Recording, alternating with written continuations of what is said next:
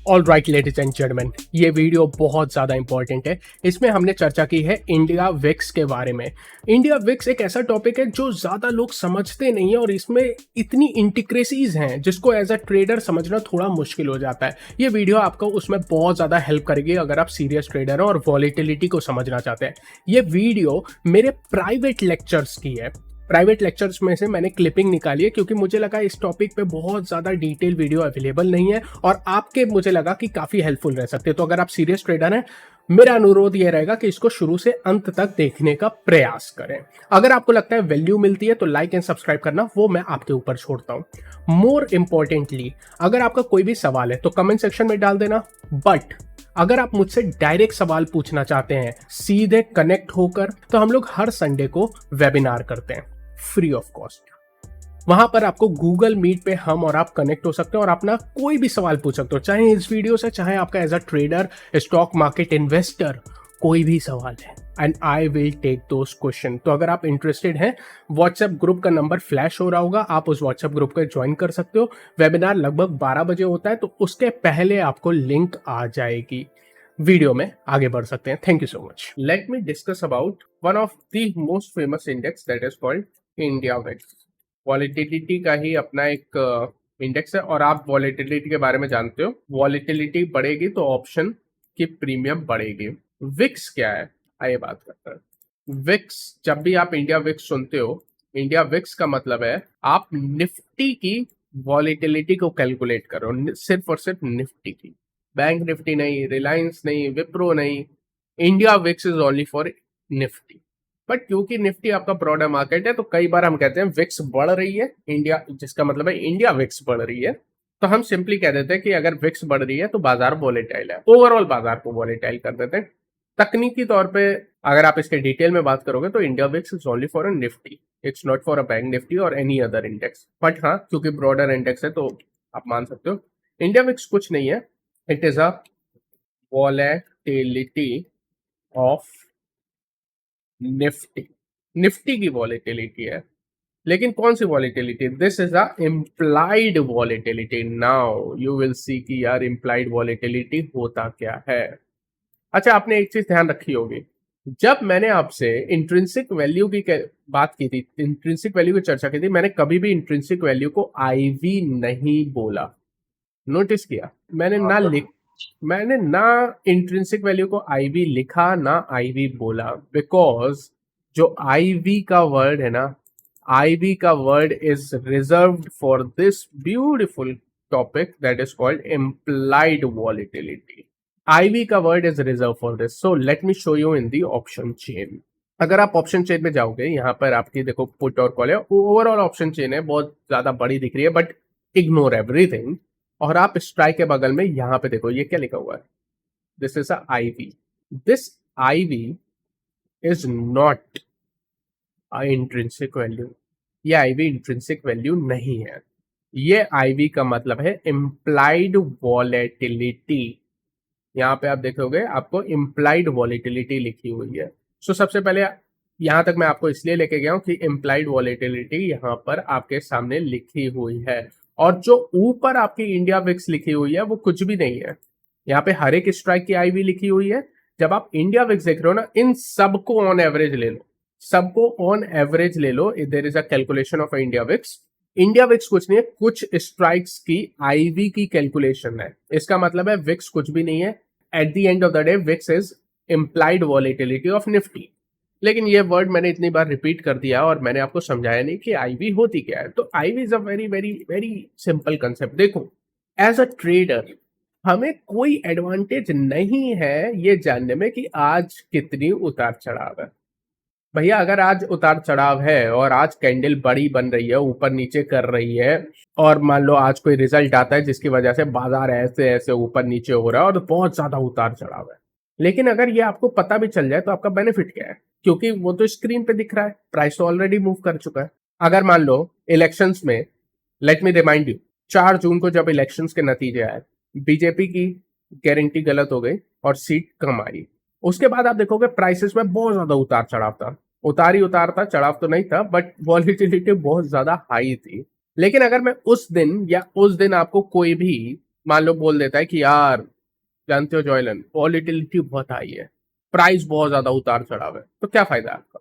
कोई फायदा है? नहीं, क्योंकि वो तो दिख रहा है प्राइस में, मूवमेंट तो आ चुकी है, अब मैं करूंगा क्या उसका? So as a trader we are not concerned कि आज कितना उतार चढ़ाव है, क्योंकि वो मेरे को स्क्रीन पे दिख रहा है, जो मेरे को स्क्रीन पे दिख रहा है वो मैं क्या करूंगा जान के, उसके तो प्राइस से दिख रहा है। As a trader we are concern कि आने वाले समय में वॉलिटिलिटी कितनी होगी, आने वाले समय में उतार चढ़ाव कितना होगा, क्या आने वाले समय में उतार चढ़ाव बढ़ने वाला है या घटने वाला है, इसका अंदेशा चाहिए मुझे। ऐसा नहीं कि एकदम भगवान की तरह मुझे पता ही होगा कि इतना उतार इतना चढ़ाव होने वाला है, नहीं, दैट इज इम्पॉसिबल।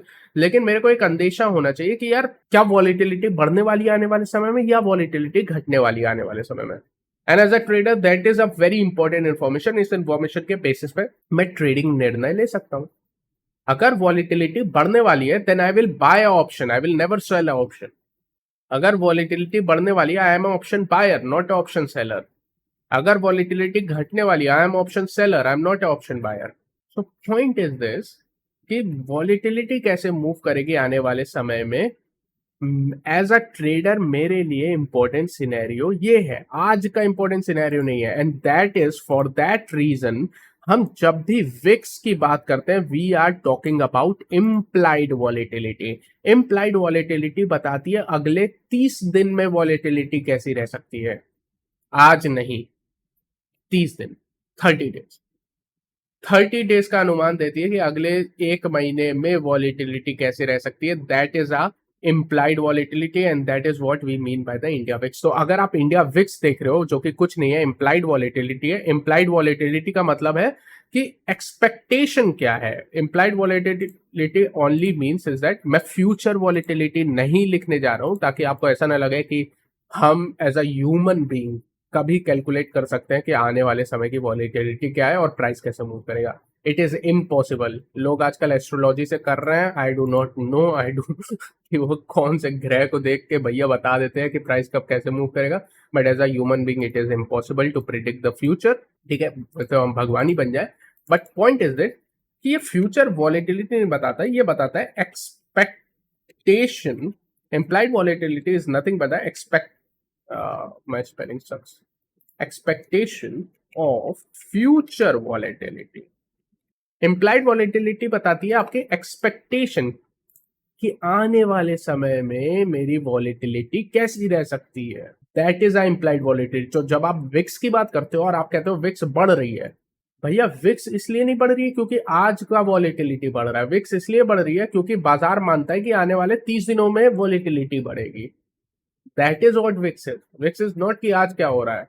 इवन बहुत बड़े बड़े लोग डू नॉट नो दिस और they forget they may know this but they forget कि VIX, India VIX is not आज की वॉलेट। कई लोग, मैंने भाई बहुत बार ये चीज सुनी है कि बाजार में इतना उतार चढ़ाव हो गया लेकिन विक्स में तो बढ़ोतरी नहीं है।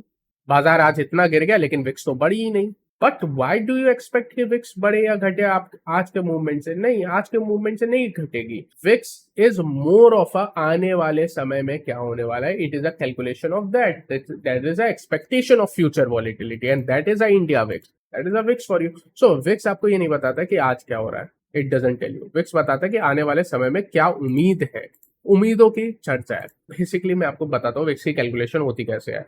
आई थिंक इंडिया में अभी भी ऐसे होती है, यूएस में आई थिंक फॉर्मूला चेंज हो चुका है या हो रहा है, क्योंकि हमने जो फॉर्मूला लिया है, अगर आप कभी भी विक्स को देखोगे ना, कभी भी इंडिया विक्स के बारे में पढ़ोगे, ये इंडिया विक्स हमने कैलकुलेट नहीं की है। इंडिया विक्स हमने उधार ली है। We have trademark it from CBOE, Chicago board of option exchange, जिन्होंने विक्स को कैलकुलेट करने का फॉर्मूला निकाला था। और हमारे आई थिंक एनएससी ने फिर उनसे वो फॉर्मूला एज अ, उनका ट्रेडमार्क है तो उसको हमने एज अ पेटेंट भी होगा आई थिंक, फिर हमने उनसे लिया कि भैया हम भी अब भारत के स्टॉक मार्केट के लिए यूज कर लें, तो उन्होंने कहा होगा कर लो। I think they are moving away from this formula as far as I know. Recent development हो रहा है। बट सबसे पहले मैं आपको एक चीज बता दूं, अभी तक as a human being at this point इंसान सही तरीके से विक्स को कैलकुलेट करना नहीं सीखा है। That is a fact.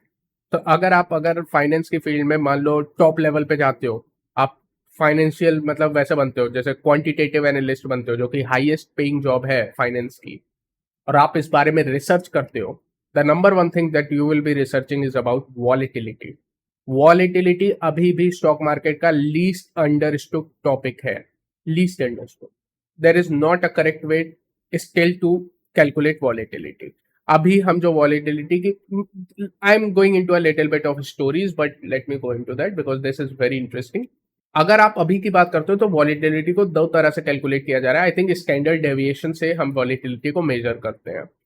There are sometimes जब हम वेरिएंस से वॉलिटिलिटी को मेजर करते हैं, बट ये दोनों ही मेथड आई थिंक उतने अप्रोप्रिएट नहीं है. देर आर अदर मेथड जिस तरह से वॉलिटिलिटी को कैलकुलेट करने की कोशिश की जा रही है. So what I mean is this कि वॉलिटिलिटी को सही से प्रिडिक्ट करने का आज भी कोई मॉडल नहीं है. नॉट इवन बड़ी बड़ी इंस्टीट्यूशन जो हर दिन मतलब लाखों डॉलर्स पे एनालिस्ट को हायर करती है. अगर आप क्वांटिटेटिव फाइनेंस में जाते हो, which is the highest paying field in the field of finance, मतलब they are highest paid, top of the top.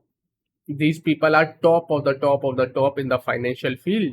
they are still working कि हम विक्स को या वॉलिटिलिटी को कैसे मॉडल करें. their entire role is this कि मैं विक्स की मॉडलिंग कैसे करूं. this is a big part of their job to model volatility. they are putting a model, still we are developing. so currently India में जो use हो रही है, आई थिंक दैट इज हम करंट एक्सपायरी, नेक्स्ट एक्सपायरी की, at the money की, 2 strike ऊपर 2 strike नीचे, कॉल और पुट दोनों ऑप्शन की प्रीमियम्स को लेके डिस्काउंट कर दो. That will give you a implied volatility. तो this is how India VIX is calculated. अगर आप में से कोई भी इंटरेस्टेड है, so what you can do if you are interested, and to be very true you will not be interested क्योंकि इतनी गंदी मैथ्स है, आप कहोगे भैया नहीं करनी है. बट अगर आप इंटरेस्टेड हो, एनएससी की वेबसाइट पे जाना, इंडिया विक्स का आप सर्च करना, आपको पूरा का पूरा डॉक्यूमेंट मिल जाएगा how the India VIX is calculated, and you can learn from there. So best part is key information is right there. My point is that कि India VIX do not, for as a trader जो मुझे करना है वो ये है कि India VIX आपको आज की बात नहीं करता है. इंडिया विक्स आपको इम्प्लाइड वॉलिटिलिटी बताता है. That is a IV of Nifty. Nifty की आईवी है. That is IV is a expectation of future volatility. अगर आप इलेक्शन के 1 महीने या लगभग 15 से 20 दिन पहले से बात करते ना, तो volatility was increasing like crazy, like anything. तो आपको पता था उतार चढ़ाव हो रहा है. तो that VIX can tell you a lot of good stories. lot of good stories. I will also say कि this is not very predictable. This is not very predictable. इसके बेसिस पे आप जनरली ट्रेडिंग डिसीजन नहीं ले सकते हो. आप ऐसा नहीं कह सकते हो कि अभी विक्स बहुत कम है तो मैं ये करने वाला हूँ, क्योंकि VIX will change very very rapidly. VIX बहुत ज्यादा रैपिडली चेंज होती है इंडिया विक्स. ठीक है, आप देखोगे आज गिर रही है तो बढ़ेगी. जनरली एक और चीज याद रखना, VIX is kind of a oscillator. It is a kind of a oscillator, kind of a, not true but kind of a oscillator. अगर आप देखोगे विक्स जनरली एक रेंज बाउंड टाइप का इंडेक्स है. It is generally a range bound type of a index. It is a oscillator. It is not like Nifty जो कि कल को 5,000 था और आज 25,000 हो गया. It is not like Sensex जो कि कल को 1,000 था और आज 80,000 हो गया. विक्स में ऐसा नहीं संभव है. विक्स आप देखोगे एक रेंज बाउंड टाइप का इंडेक्स है. अगर आप देखोगे फिक्स ऊपर जाती है फिर नीचे गिर जाती है, फिर ऊपर जाती है फिर नीचे गिर जाती है, बहुत ऊपर जाएगी तो फिर उसके बाद नीचे गिर जाएगी. But it will never cross, like ऐसा नहीं होगा कि निफ्टी 25,000 है तो विक्स 1,000 हो गई. That is not possible. इसीलिए कभी भी विक्स में मूविंग एवरेजेस का यूज ना करें. That will be useless because it is a oscillator. It is oscillator. Moving averages will be working in the trending market. यहाँ पे विक्स में वैसे विक्स आप करोगे ही नहीं इंडिकेटर्स. बट अगर आप विक्स को देखोगे, विक्स कॉन्ट्रा टाइप का होता है. अगर बहुत ऊपर है तो यू कैन सेफली से कि नीचे गिरने वाली होगी, और अगर बहुत नीचे लेटर से 8 के लेवल पे चली जाती है, 9-10 के लेवल पे चली जाती है, तो यू कैन सेफली से कि विक्स यहाँ से ऊपर जाने वाली है, ऑलरेडी बढ़ने वाली है. VIX is a great indicator जब आप इसको कॉन्ट्रा यूज करो. जैसे विक्स बहुत कम है, 10 के लेवल पे, 10 से नीचे जा रही है, 8 पे जा रही है, और बाजार एक तरफा ऊपर भाग रहा है, book profit. And just know कि यार अगले कुछ दिनों में विक्स बढ़ेगी ही बढ़ेगी. ऐसा नहीं होगा कि 8 के नीचे 5 चली जाएगा और 5 से 0 चली जाएगी. That is not possible. It is a range bound indicator. It is a oscillator. अगर 8 के लेवल पे है तो 8 से वो ऊपर ही जानी है. तो अगर बाजार ऊपर भाग रहा है तो और विक्स 8 के लेवल पे बैठी है और नीचे गिरती जा रही है, तो मुझे पता है कि इसके बाद विक्स नहीं गिर सकती, तो मैं तो सतर्क हो जाऊंगा सबसे पहले. और अगर विक्स बहुत ऊपर है 50 के लेवल पे और बाजार बिल्कुल ही क्रश हो चुका है, फिर मुझे पता है कि यार इतनी ज्यादा विक्स कंटिन्यू होना बहुत मुश्किल है, उसके बाद बाजार ऊपर ही जाएगा। Take a look at what happened in COVID. COVID के सिनेरियो में विक्स 80 85, मतलब हमने अपने इतिहास में कभी भी ये लेवल नहीं देखे थे, क्योंकि I think COVID was a once in a lifetime scenario. अगर आप यहाँ पे देखोगे 80 का विक्स, 85 का VIX we have never seen as a human being. But उसके बाद आप देखोगे विक्स आज 13 के लेवल पर है। ना विक्स बहुत ज्यादा ऊपर ना बहुत ज्यादा नीचे, विक्स सस्टेन नहीं करती। बहुत ज्यादा ऊपर बहुत ज्यादा नीचे सस्टेन नहीं करती है VIX. It's a contra indicator. इसको कॉन्ट्रा जैसे यूज करोगे then it will work very very nice. Now that's about VIX. Calculation आपकी ऑप्शन प्रीमियम पे होती है, तो ऑब्वियसली अगर विक्स बढ़ेगी तो निफ्टी की कॉल ऑप्शन भी बढ़ेगी और निफ्टी की पुट ऑप्शन बढ़ेगी। एक लास्ट पॉइंट है that is all about correlation. ये कोरिलेशन है, इसको हाथों के रकीर ना माने। कोरिलेशन ब्रेक डाउन हो सकते हैं, I have seen many people कि वो इसको बिल्कुल कसम से मान लेते हैं, ऐसा नहीं होता है। This is just a correlation. Correlation ये है कि जब विक्स राइज करती है ना, तो आप देखोगे कि इंडेक्स फॉल करता है। ये कोरिलेशन है। दिस इज नॉट अ भगवान कसम ऐसा ही होगा, ऐसा कुछ भी नहीं है ना, कोई कसम वसम नहीं है, उल्टा भी हो सकता है ये कोरिलेशन। लेकिन अगर मैं टेक्निकली बात करूं 65 to 75% टाइम करेक्ट है कि विक्स राइज करती है तो आपकी इंडेक्स फॉल करती है, और अगर विक्स फॉल करती है तो आपकी इंडेक्स राइज करती है।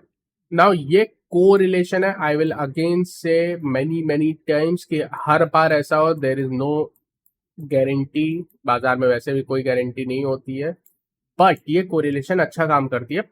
65 to 75% time I will say कि ये कोरिलेशन करेक्ट है। ये कोरिलेशन करेक्ट है। इनफैक्ट ये कोरिलेशन आप अभी भी इंडेक्स में देख सकते हो। 5 अगस्त के बाद, दिस इज अ 5 अगस्त, और विक्स में एक भारी भरकम गिरावट हुई है। अगर सेम टाइम मैं निफ्टी पे चला जाऊं and I take a look at Nifty में, लगभग 5 अगस्त ये है, 5 अगस्त को बॉटम बनाया जहां पे विक्स ने टॉप बनाया, and you are seeing rise in a Nifty. और right now you can see कि विक्स और निफ्टी में जनरली इनवर्स कोरिलेशन होती है, and very less people know about volatility like this. But volatility एक ऐसा टॉपिक है जो कि आप जितना पढ़ो आपको लगेगा आपको उतना कम पता है। आई कैन सेफली से दिस।